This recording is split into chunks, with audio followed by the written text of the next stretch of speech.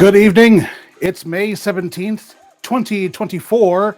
And if you can believe it, it's a Friday once again. If I may boast, Farad Muhammad.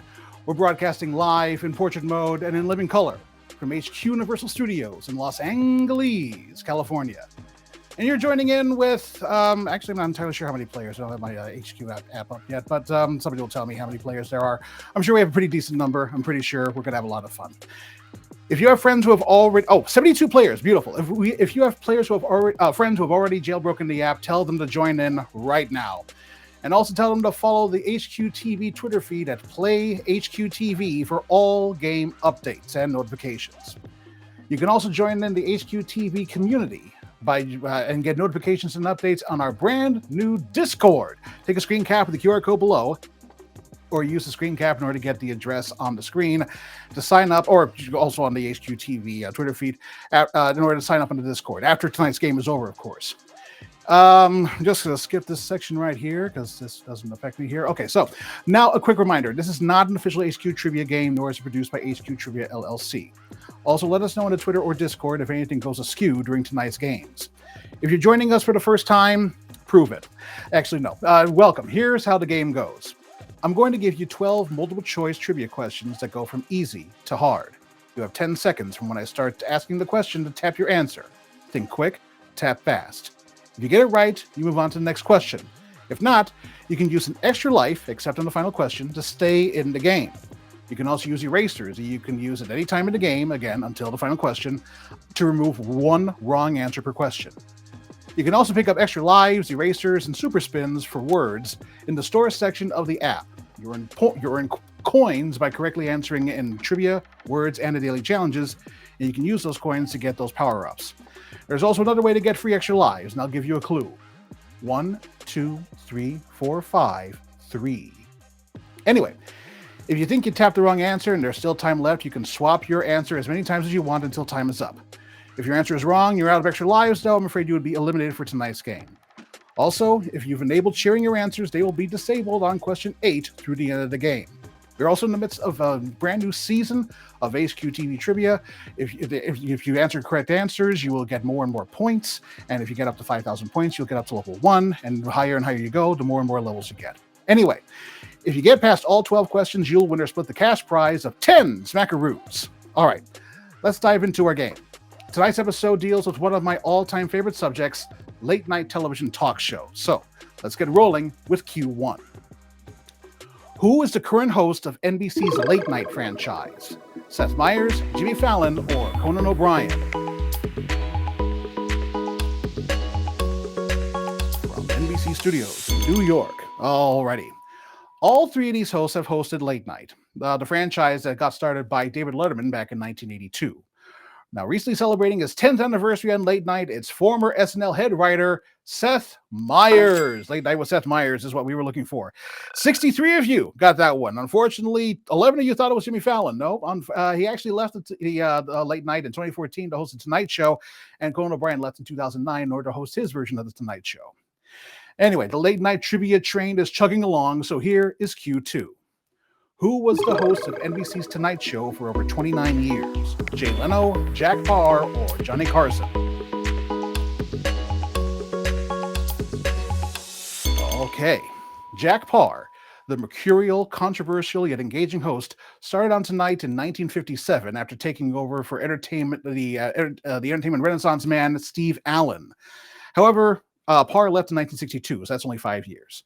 Jay Leno started in 1992 and continued to host his version of the show through 2014, though he should have left in 2009, Team Coco. So he hosted just short of 22 years. But for over 29 years, between 1962 and 1992, millions of TV viewers heard that familiar two-word intro from Ed McMahon. Here's Johnny. Johnny Carson is indeed the right answer. And 70 of you got that one right, thankfully. I was really hoping that people did not forget about that. Alrighty then. It's now time for a geography question. You'll see what I mean. It's time for Q3. Which current talk show is broadcast from the Ed Sullivan Theater? The Ed Sullivan Show, The Late Show with Stephen Colbert, or The Amber Ruffin Show? Indeed. The Ed Sullivan Show, broadcaster from CBS Studio 50, which was renamed to the Ed Sullivan Theater on the show's 20th anniversary in 1967. The show actually ended in 1971. Plus, it was a variety show, not a talk show. When Letterman switched networks to CBS, he hosted The Late Show from the newly renovated Sullivan Theater starting in 1993. When David retired in 2015, the theater was taken over by his Late Show successor, Stephen Colbert. That's what we were looking for here. And most of you, 68 of you, got that one right. Yeah, the Ed Sullivan Show was a bit of a trick right there. Yeah. Anyway, the Amber Ruffin Show is actually produced by NBC and distributed on Peacock, and is broadcast from their headquarters at 30 Rockefeller Plaza. We'll head back there in just a bit there. Anyway, you're all doing brilliantly. We've gone through a full third of the game. 3 questions down, 9 to go. Here's Q4. Which of these is not a recurring bit on Jimmy Kimmel Live? Celebrities read mean tweets, in the year 2000, or this week in unnecessary censorship? Okay. Jimmy Kimmel Live has had a lot of recurring bits over the past 20 plus years, including tormenting actor Matt Damon by not having him on his show, and a finger of shame, as well as celebrity read mean tweets, and this week in unnecessary censorship, which means that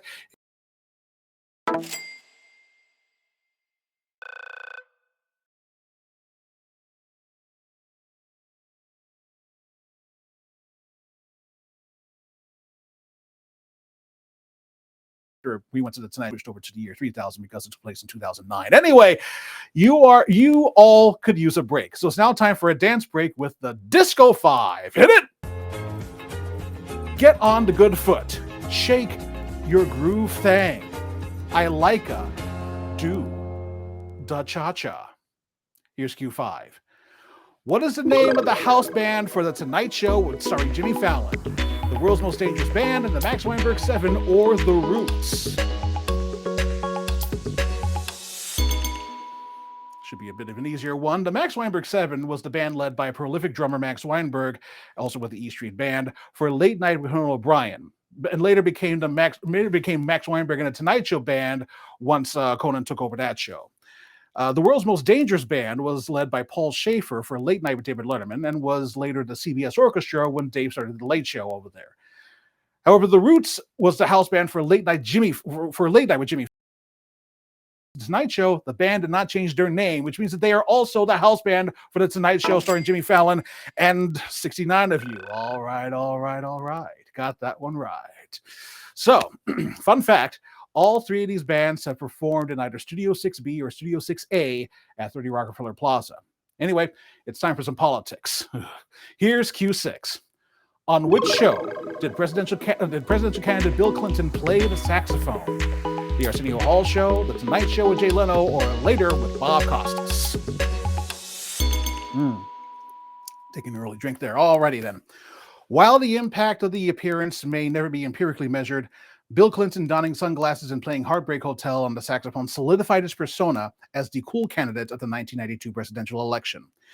It also helped that he performed with the house band of the cool alternative of late night talk shows. It's Arsenio!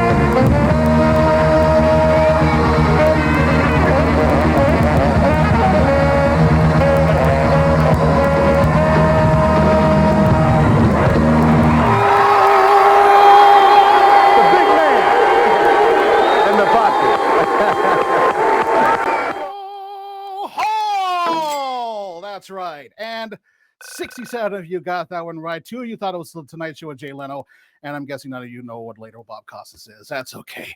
Stupendous. All right. We are now halfway through the game. So it is now time for a sanitizer break. Sanitizer break. Sanitizer break. Oh, yeah. So fresh, so clean. Yes, indeed. All right. Not all late night talk shows are unbridled successes. Some never hit their stride with their audiences, while others are sabotaged by other late night talk show hosts with their own horrendous lead ins. Anyway, with that said, here's Q7. Which of these talk shows has the fewest number of episodes? The Tonight Show with Conan O'Brien, the Dennis Miller Show, or the Chevy Chase Show? Okay. The 2010 Tonight Show scheduling conflict between Jay Leno and Conan O'Brien ended Conan O'Brien's tenure on his Tonight Show after only 7 months with 145 episodes. The Chevy Chase Show, Fox's attempt to enter the late night arena after the retirement of Johnny Carson, was canceled in 1993 after several weeks with a total of 29 episodes. But the syndicated Dennis Miller Show, hosted by the Weekend Update anchor shortly after his departure from SNL, lasted about 6 months with a total of 125 episodes, which means that the Chevy Chase Show is the correct answer. And most of you got that one there. 8 squared got that answer. Beautiful, beautiful. Okay. Oh, by the way, I'm noticing that in the chat that Art Dog's birthday is tomorrow. So happy birthday to you there, Art Dog. Now, thankfully, all these hosts bounced back. Conan hosted his self-titled talk show on TBS for 11 years. Dennis hosted Dennis Miller Live on HBO for 9 years. And Chevy Chase, well, he was in the sitcom Community until he was fired. Anyway, it is time for Q8, which means it's time for a beverage break with Nate, the 8. Right, mate.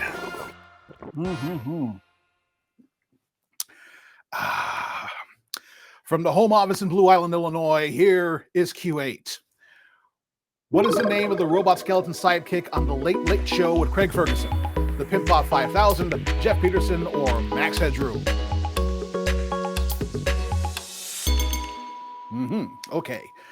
Built by the great late Grant Imahara, this robot skeleton was originally supposed to be Craig's spoof of late-night talk show sidekicks, but when the robot was voiced live and unrehearsed on stage with Craig by impressionist Josh Robert Thompson, he soon grew to be a reliable and hilarious foil, and a beloved character on the show to boot. That robot's name was Jeff Peterson, one of the most non-robotic names I ever heard in my life. And thankfully, most of you managed to get that one there. 11 of you thought it was the Pimpbot 5000. Well, the Pimpbot was actually one of Conan O'Brien's earlier characters on Late Night, and Max Headroom was a character from 1980s Britain that was a more satirical take on the late night talk show host. Though he did have his own talk show in 1987, briefly, called the Original Max Talking Head Room Show. That's a mouthful. Anyway, there have been many guest hosts on Johnny Carson's Tonight Show while Johnny was on vacation or on Mondays. Some became permanent guest hosts like Joan Rivers and Jay Leno. With that said, for Q9, which of these performers did not guest host the Tonight Show starring Johnny Carson? Pat Sajak, Gary Shandling, or Harry Belafonte? Did not guest host. That'd be a tough one there. Alrighty then. The late, great Gary Shandling was a repeat guest host on Carson's Tonight Show and was poised to potentially take on the role of the main guest host for Johnny, but instead he opted to have his own sitcom called It's Gary Shandling Show instead. That leaves just Harry Belafonte and Pat Sajak. Well, it turns out that while this performer was scheduled to host a show in 1987 for 2 episodes, he couldn't host them because there was a director's strike. It's a good thing, though, that Pat Sajak was already a household name hosting Wheel of Fortune. So Pat Sajak is the right answer. And yep. That was a crud shoot right there. That's a savage question right there. Yes, indeed. It was indeed Pat Sajak. The great late Harry Belafonte actually hosted a week of shows in 1968, making him the first black man to host a Tonight Show. He brought in many black guests and also guests that were politically active, including Dr. Martin Luther King and Robert F. Kennedy, both of whom, within months of their appearances, would be assassinated. So we're now in the home stretch and the realm of double digits. And that's a bit of a transition there. And also 3/4 to the end of the game. So here is Q10. Who was the first head writer on Late Night with David Letterman? Rob Burnett, Merrill Markoe, or Steve O'Donnell? What do you think there? Okay. Steve O'Donnell was the head writer of Late Night since 1983, but the show started in 1982, so he was not the first head writer. Rob Burnett was the first head writer of The Late Show on CBS. So that leaves the original head writer of Late Night starting in February of 1982, the incomparable Merrill Markoe. And most of you got that one right. Fan-dang-tastic. I'm so glad that people remember that bit of trivia there. Alrighty. It is now time for the penultimate question and your last chance to use extra lives and erasers. Here's Q10. Which Bill Carter book chronicled the late-night battle for The Tonight Show between Leno and Letterman? The War for Late Night, Desperate Networks, or The Late Shift? Okay. All three of these books deal with the behind-the-scenes look of television. Desperate Networks is a collection of stories about network execs and how they fight to win. The War for Late Night is the chronicle of the battle for The Tonight Show between Leno and Conan O'Brien in 2009. So the battle between Leno and Letterman was detailed in the book and later TV movie, The Late Shift. And 21 of you got that one right. Hopefully a lot of you saw that HBO movie. I thought it was very entertaining. John Michael Higgins got a bad rap for that there. Anyway, it looks like that the 21 of you, and along with any of you using extra lives, are now on your way to answering the 12th and final question. It all boils down to this. No extra lives, no erasers, just this question that your smart brain separate you from share the cash prize. So, take a deep breath. Here we go. Q12. What was the name of Scott Rogowski's live on stage, late night style talk show? ISO Late Night, Office Hours Live, or Running Late? No, you can't have an HQ game about late night. I'm talking about Scott here. Heck is this? Okay. Former HQ trivia host Scott Rogowski is indeed a huge fan of late night talk shows and has produced his own version of them through the years. Office Hours Live is a web stream show hosted by Tim Heidecker, and that Scott has appeared on it, but he didn't host it, so that's not his at all. Both ISO Late Night and Running Late were hosted by Scott, but ISO Late Night was a 2020 quarantine-era streaming version of his original long-running live-on-stage talk show, Running Late with Scott Rogowski, and it looks like that 15 of you have managed to win tonight's episode of HQTV Trivia. Fire up that rocket!